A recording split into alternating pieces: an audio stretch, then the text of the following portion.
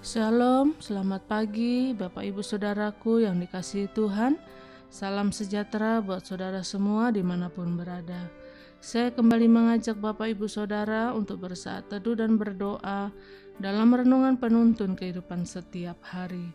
Kiranya damai sejahtera dan sukacita oleh Roh Kudus senantiasa melimpah dalam hati dan kehidupan kita semua. Tema renungan kita hari ini, tidak mau bertobat. Ayat bacaan kita terdapat di dalam Injil Lukas 10 ayat 13 sampai 16 dan di dalam ayat 16 berkata demikian. Barang siapa mendengarkan kamu, ia mendengarkan aku, dan barang siapa menolak kamu, ia menolak aku, dan barang siapa menolak aku, ia menolak dia yang mengutus aku. Bapak Ibu Saudaraku yang dikasihi Tuhan, pertobatan adalah suatu keharusan, dan pertobatan bukan hanya milik orang-orang berdosa. Pertobatan bukan hanya milik orang-orang jahat dan yang lainnya, tetapi pertobatan adalah suatu keharusan bagi setiap orang percaya. Karena kita dilahirkan dalam dosa dengan memiliki kecenderungan hati yang ingin selalu berbuat dosa. Tetapi waktu kita menerima Yesus sebagai Tuhan dan Juru Selamat, artinya kita bertobat. Berarti bertobat bukan hanya berhenti dari segala perbuatan jahat, tetapi bertobat adalah mengalihkan arah jalan hidup kita dari jalan yang tadinya mengarah kepada dosa, kemudian kita berbalik dari jalan kita yang salah itu, masuk kepada jalan yang benar di dalam Yesus. Karena kita tahu hanya di dalam Kristuslah ada keselamatan. Itu sebabnya pertobatan dimulai dengan hati yang terbuka. Menerima Yesus sebagai Tuhan dan Juru Selamat, menjadikan Dia Raja di dalam kehidupan kita, Dia yang memerintah dalam hidup kita, dan Dia memberikan damai sejahtera yang luar biasa. Jadi dari ayat bacaan kita hari ini, kita mengetahui bahwa Yesus menentang, Yesus mengecam, bahkan Yesus mengutuk mereka yang tidak mau bertobat. Apa artinya tidak mau bertobat? Mengapa Yesus mengecam orang-orang yang tidak mau bertobat? Karena tidak mau bertobat adalah keputusan dan bukan nasib. Jadi tidak mau bertobat bukanlah sebuah nasib, bukanlah sebuah keadaan, tetapi tidak mau bertobat adalah sebuah keputusan. Seringkali kita mengambil keputusan yang memang tidak mau bertobat, karena kita berpikir bahwa pertobatan akan mengekang kita. Dan memang benar, pertobatan akan mengekang kita kalau kita mau hidup di dalam daging.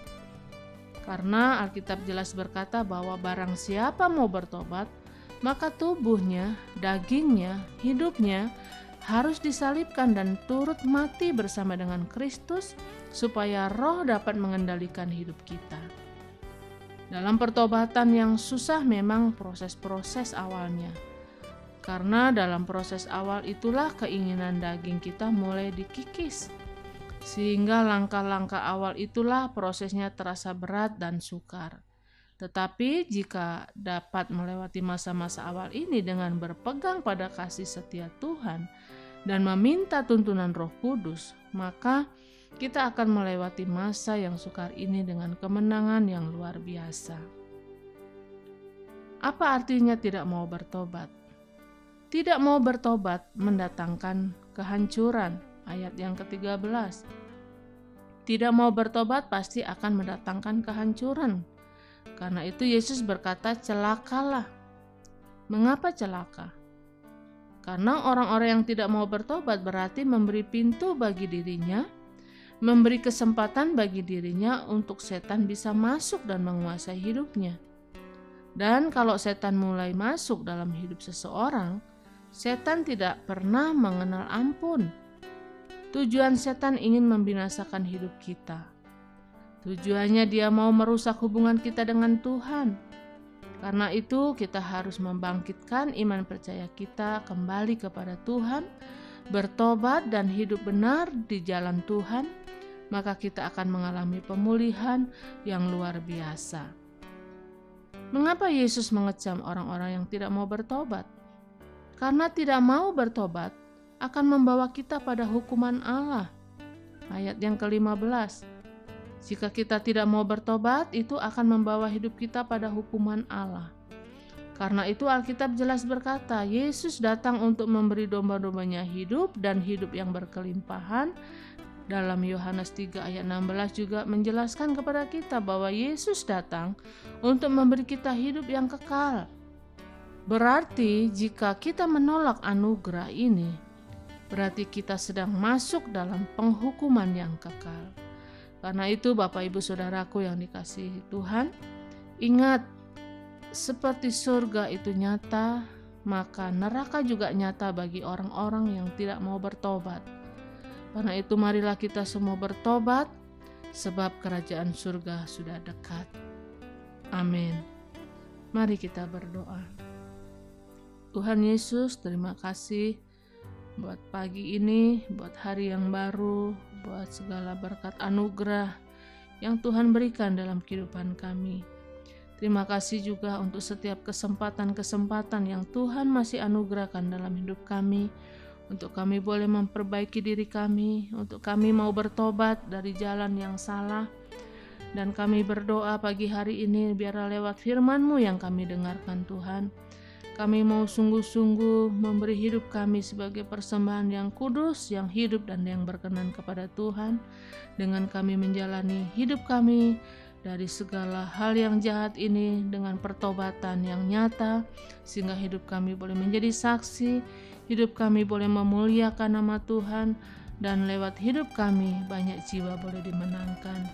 Tuhan Yesus bawa kami untuk semakin hari semakin disempurnakan, semakin layak di hadapan Tuhan. Tuntun kami, sertai kami sepanjang hari ini dengan firman-Mu. Di dalam nama Tuhan Yesus kami berdoa. Haleluya. Amin. Kiranya berkat yang sempurna dari Allah Bapa kita, kasih karunia dari Tuhan Yesus Kristus, dan persekutuan yang indah dengan Roh Kudus menyertai kita semua dari sekarang ini dan sampai selama-lamanya. Maju terus dalam tuntunan Tuhan, tetap semangat, sampai jumpa esok hari dalam penuntun kehidupan setiap hari, dan Tuhan Yesus memberkati.